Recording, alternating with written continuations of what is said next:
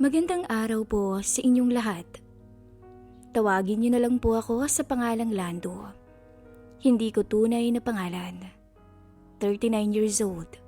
May dalawa kaming anak ng asawa kong si Beth na parehas nang nag-aaral.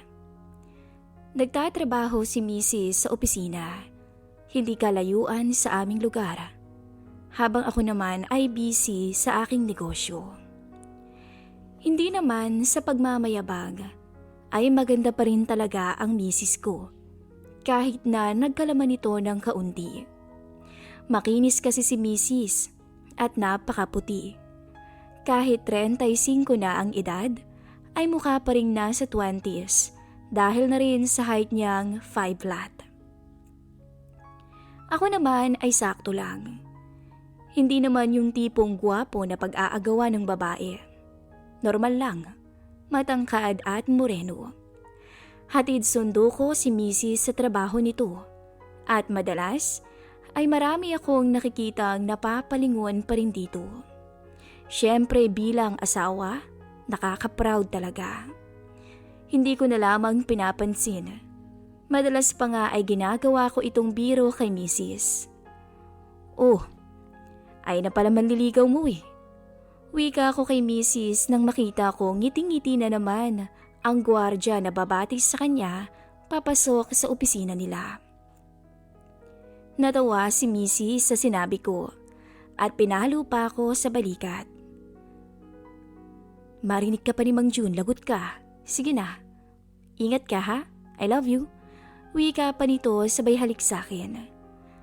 Madalas ay ganoon ang routine namin ni Mrs. Hanggang nag-umpisa ang hindi ko makakalimutang karanasan na ibabahagi ko sa inyong lahat.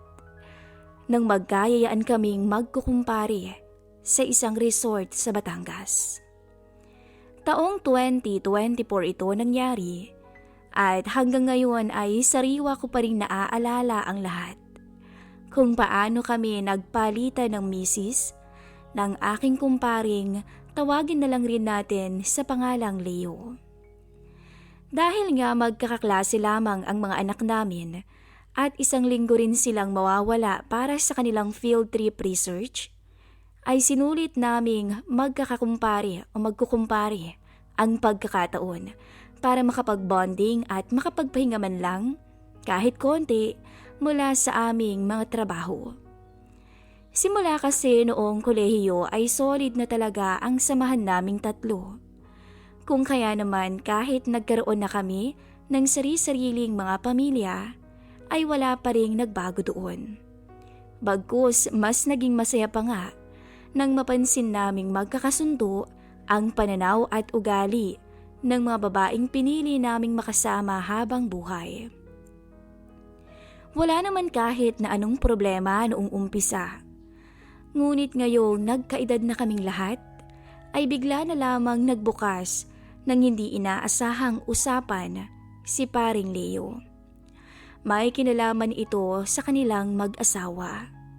Hanggang umabot sa puntong nagtatanong na siya sa amin kung paano raw manatiling ganado buong magdamag para naman mapunan niya ang pangangailangan ng asawa. Noong umpisa, dinadaan lang namin sa biro ang mga sagot sa kanya.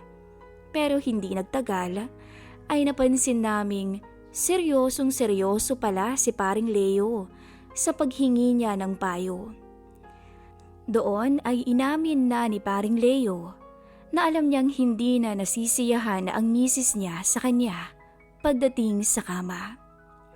Halatang halata ko ang kagustuhan nitong maipaglaban ng ego niya. Kahit kung tutuusin, ay alam naman namin ang dahilan kung bakit tila hindi na siya katulad ng dati. Mayroon kasing diabetes si Leo at halos 1 taon na rin simula nang mag-umpisa siyang mag-maintenance. Kaya posibleng yun ang naging side effect sa kanya. Ano kaya kung subukan nating magpalit ng asawa, Lando? Tanong nito sa akin. Literal, na natulala ako sa gulat nung marinig ko ang sinabing yun ni paring Leo. Hindi ako maaaring magkamali ng rinig Sinasamantala nito ang pagkakataong bumili kaming dalawa ng isang case ng beer. O baka naman kanina pa ito nagpipigil na kausapin ako tungkol sa ideyang bumabagabag sa isipan niya. Natatawa ko naman siyang tinitikan. Naku naman pare, kapag ginawa ko yan malilintikan naman ako sa misis ko. Tiyak wala na akong uuwi ang bahay pagkatapos. Akala ko ay matatawa rin to sa naging sagot ko. Pero matiim niya akong tinitikan. Ayaw mo ba talagang subukan pre?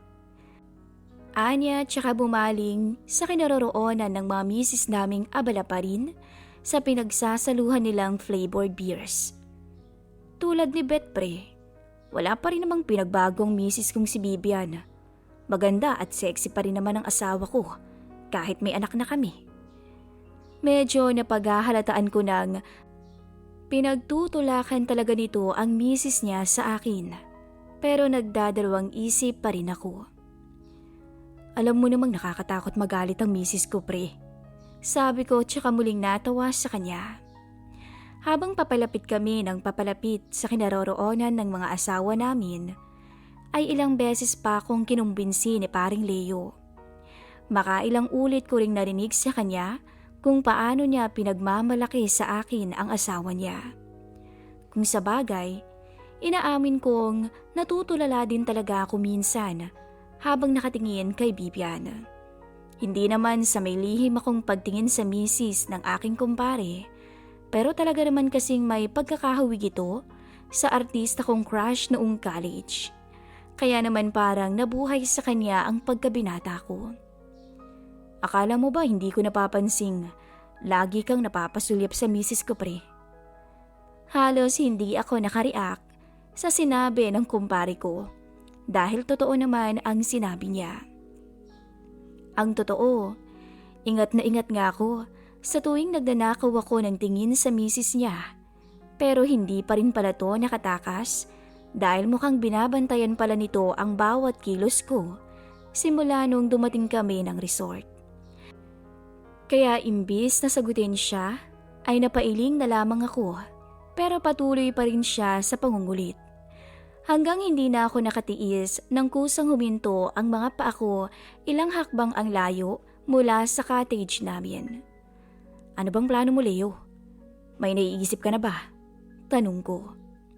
Ngumiti naman siya agad, dahilan para mapailing ako. Mukhang alam na alam mong mauhuli mo ang isda gamit ang paing hinanda mo ah. Sabi ko pa. Munti ko na siyang batukan dahil napakamot pa to sa kanyang batok. Sabay sa pag-amin na sinadya niyang pagplanuhan ang lahat dahil gusto raw nitong muling ibalik ang dating alab ng pagsasama nilang mag-asawa. At sa aming tatlo, alam niyang ako lang daw ang bukod tanging mapagkakatiwalaan niya, lalo na pagdating sa kanyang misis. Mamaya pre, kapag lasing na ang mga misis natin, sasadyain nating magkapalit silang dalawa. Kunwari, aalalayan mo ang misis mo, pero ako talaga ang sasama sa kanya hanggang makarating kaming dalawa ng kwarto. Mabilis kong nakuha ang mga sinabi ni paring Leo, pero may isang bagay pa rin na bumabagabag ngayon sa isipan ko. Kung paano namin magagawa ang lahat ng yun nang hindi napapansin ng isa naming kaibigan at ng misis nito. Paano sila paring Eric? Alam mo namang magkakatabi lang ang kwarto nating tatlo, di ba? Inakbayan lamang ako ni Leo hanggang sa naaninag ko ang ngiting hindi ko maintindihan sa umpisa. Huwag kang mag-alala paring Lanto. Magdamag din sila sa tabing dagat mamaya. Alam mo naman yan si paring Eric eh. Napatango na lamang ako. Wala akong masabi dahil mukhang umaayon sa kalokohan niya ang panahon. Kinakabahan man sa magiging takbo ng napag-usapan, ngunit alam kong wala nang atrasan dahil pumayag na ako sa kahilingan ni Leo. Panay tuloy ang titigan naming dalawa habang hinahayaang magsaya ang mga misis namin. Habang lumalalim ang gabi, pansin kong lalong sinusunog ng alak ang katawan ko. Kaya naman nang magkaroon ng truth or dare, ay hindi ko naiwasang huwag idamay ang misis ko. Nandyan ka na naman sa kakulitan mo, Lando. Saway ng misis ko nang halikan ko siya sa harapan nilang lahat. Malakas namang nagtawanan ang mga kaibigan ko. Tsaka inasar pa kaming bumalik na ng kwarto dahil nag-uumpisa na raw akong magkalat. Sa kabilang banda, nanatili namang magkatabi sina Leo at Bibian. Nakahilig sa balikat nito ang misis na halatang lasing na rin dahil maliban sa pamumungay ng mga mata ay nagbablush na rin ang mga pisngi nito. Mas lalo tuloy siyang nagmukhang mistisa sa paningin ko. Magkamukha talaga sila ni Max Colin kahit sang anggulo tingnan. Nagpatuloy pa ang kasiyahan hanggang sa wakas ay napansin ko na rin ang malaking pagbabago sa pananalita at kilos ng misis ko. Hudyat na pwede nang mag-umpisa ang napagkasunduan. Ilang minuto na rin mula nang magpaalam ang mag-asawang Eric at Rose na maglalakad-lakad muna sila sa tabing dagat para daw mahimasmasan sila sa dami ng nainom nilang dalawa. Tara na sa kwarto, Mi. Sabi ko sa misis ko nang mapansing wala na ito sa tamang huwisyo. Tumango naman siya sa akin, kung kaya't mabilis ko itong inalalayan sa magkabilang balikat, sabay lingon sa kinaroroonan ng kumpari ko. Agad namang kumilos si Leo para yayain ang miss nitong tumayo naman agad sa kinauupuan. Hirap nang maglakad ang misis ko, habang si Bibian naman ay naglalakad pa rin kahit nakadumog at pasigzag-zigzag na ang direksyon. Napailing tuloy ako dahil mukhang tagumpay lahat ng kalokohang nais ng kumpare ko. Sa harapan ng mga kwarto ay nagmistula kaming walang imik ni Leo. Mahalata man ang kaba sa mga mata naming dalawa, pero nanatili kaming walang imikan hanggang sa kapwa namin nagawang pagpalitin ang aming mga asawa. Wala man lang kaalam-alam ang mga ito na ibang lalaki na pala ang katabi nila sa kwarto at hindi na ito ang mga asawa nila.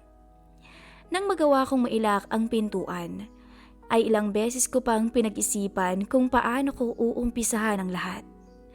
Sabihin man kasing si Bibian ang nakasandal ngayon sa balikat ko habang magkatabi kaming nakaupo sa kama, ay hindi pa rin maalis sa isipan ko ang posibleng mangyari rin sa kabilang kwarto.